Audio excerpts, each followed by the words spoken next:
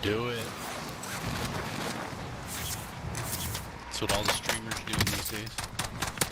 Oh yeah, baby. Say hi to everyone in the gulag for me, would you?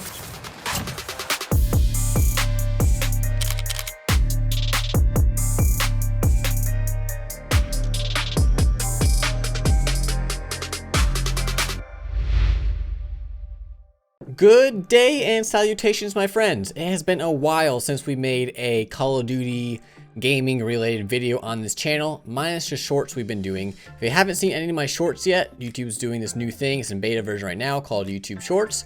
Be sure to go check out. I have a playlist called Shorts. I have all these shorts that are mainly gaming related there. So if you want a quick fix of gaming content, go check those out. But for the sake of keeping this video as short as possible, I'm going to be diving into my aim assist settings that I have enabled right now as we speak. Now, as of recording this video, my most recent YouTube short is actually an aim assist video based around the aim assist settings we're going to talk about right now. I just threw out a few of my aim assist settings, just the most important ones I feel like you should be using. However, in this video, obviously the purpose of it is to dive in a little deeper and show a little bit more gameplay and show exactly how good these settings are, as well as going into some misconceptions people have about some of these settings. So let's jump into Warzone, pop open the settings and see what we're working with. Oh, and I almost forgot, before we jump into these settings, I do want to mention I stream right here on this channel every Monday, Wednesday, Thursday from 6:30 p.m. Eastern and on, and Saturday mornings whenever I decide to wake up. And also, I've been getting a lot of requests from random people coming to my stream, asking if we can play together.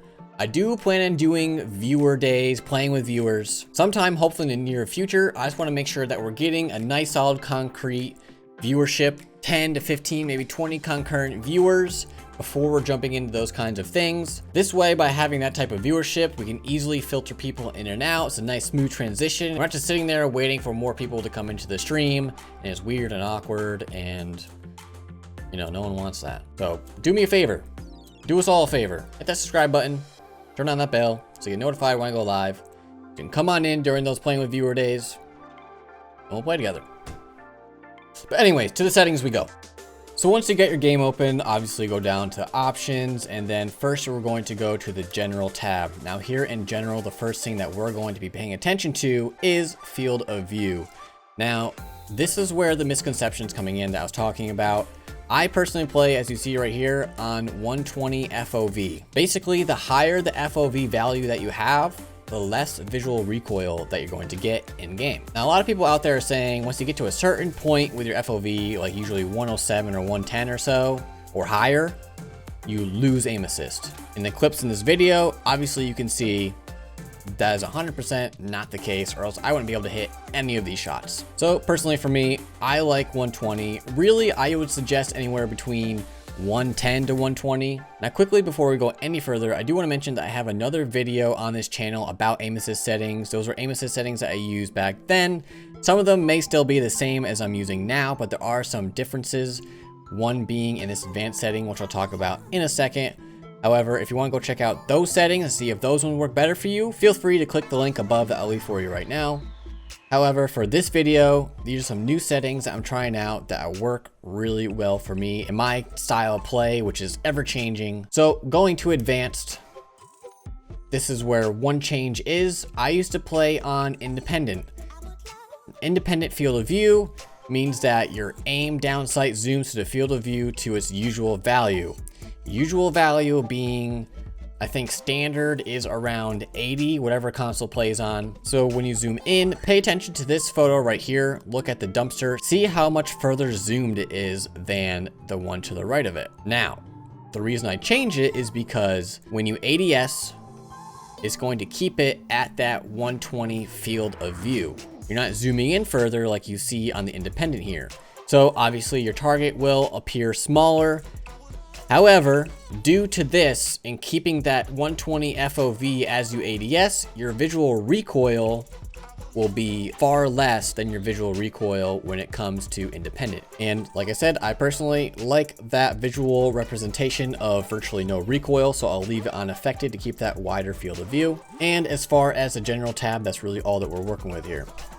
Now, going to controller. When it comes to dead zone, I see a lot of people not really knowing how to utilize this properly. I see pro players putting out aim assist settings or controller settings on their channels, and they say, use this dead zone, it's great. Although that may work for them and they've used it enough to where it's fine, dead zone really should only be used for stick drift. And I'm not gonna go into a whole thing about what stick drift is, but in short, it's when your controller's at a resting position and your analog stick slightly drifts without you even touching it, therefore moving your character on screen ever so slightly.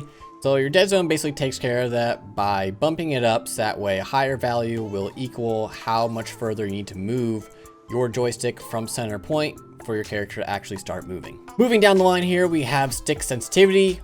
I personally keep both of these the same all the time. However, I see a lot of people saying, oh, higher sensitivity is better. And in my opinion, higher sensitivity might be better for smaller matches like team deathmatch and search and destroy and those kinds of things. When it comes to Warzone, it's not all close combat. A lot of it's mid to long range fights. Lower stick sensitivity is just a lot easier to control. And believe it or not, 7, as you can see, is still considered high. So I'm just one below that. I still get a good amount of movement, good amount of mobility. And just trust me on this, between 5 and 7 is really all you need for Warzone. Next, we have the ADS Sensitivity Multiplier. This is also another switch I made from what I was previously using.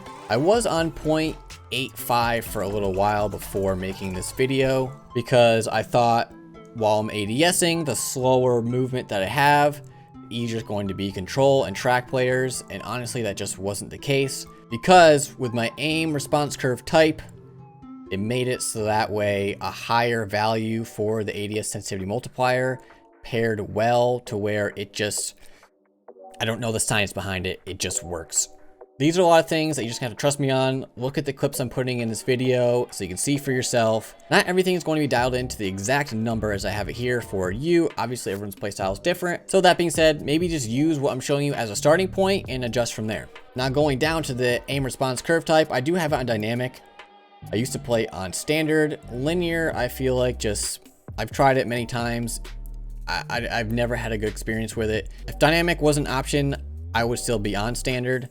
However, when it comes to dynamic, you see that it says reverse S-curve mapping for fine aim rate control. I feel like this is the best aim response curve type because it gives you the most freedom and flexibility when it comes to aiming and tracking players. And the reason you have the most control over dynamic is because it reacts to how much you are moving your analog stick. If you're only moving a little bit, you're only going to track ever so slightly. If you shoot it all the way to the right, your character is going to mimic that.